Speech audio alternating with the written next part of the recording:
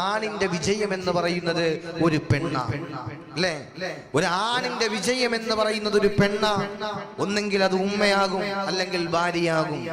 ഒരു ആണിന്റെ വിജയത്തിന്റെ കാരണം ഒരു പെണ്ണാണ്. അതുകൊണ്ട് നമ്മുടെ ഉമ്മമാരെയും ഭാര്യമാരെയും നമ്മൾ പ്രത്യേകം സ്നേഹിക്കണം. അല്ലാഹു ഭാഗ്യം നൽകി അനുഗ്രഹിക്കുമാറാകട്ടെ.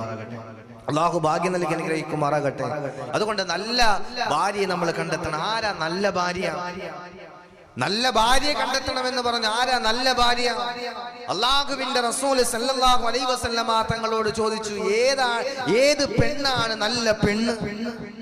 അല്ലാഹുവിന്റെ റസൂൽ പറഞ്ഞു കൊടുക്കുകയാ, സഹാബത്തിനോട് പറഞ്ഞു, സഹാബത്തെ, നല്ല പെണ്ണെന്ന് പറഞ്ഞാൽ അയ്യുൻ നിസ്സാഇ ഖൈറുൻ, പെണ്ണുങ്ങളിൽ ഏത് പെണ്ണാണ് നല്ലതെന്ന് ചോദിച്ചപ്പോൾ അല്ലാഹുവിന്റെ റസൂൽ പറഞ്ഞത് എന്താണ്?